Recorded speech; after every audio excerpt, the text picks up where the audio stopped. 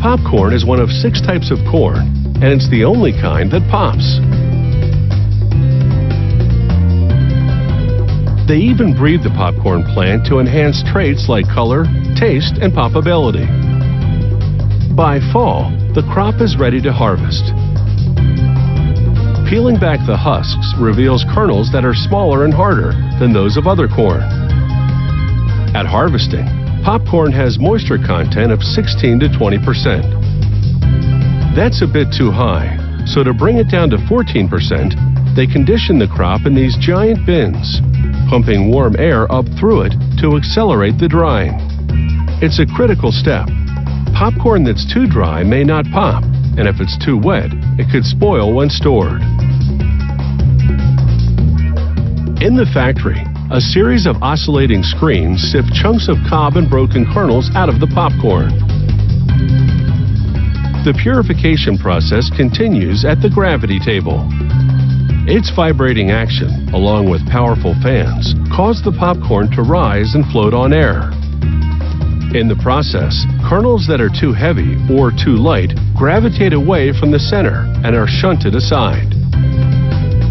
The grains in the middle of the mass are the optimal size, but leaving nothing to chance, they go through one more screening. The kernels now head into a very different kind of sorter.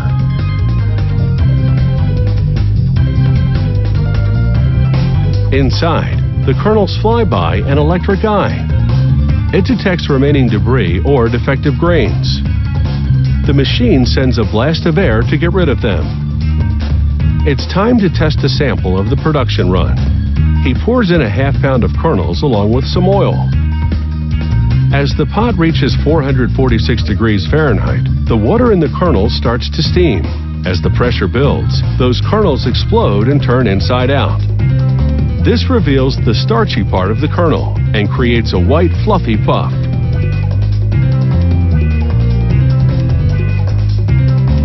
To pass this test, the popcorn has to expand 44.5 times the original volume. The tester loads the pop puffs into a tube with measurements on it, and this batch of popcorn is right on the mark. As you can see, a little bit of popcorn can really go a long way. From a pea-sized kernel to a puffy white treat in a matter of minutes.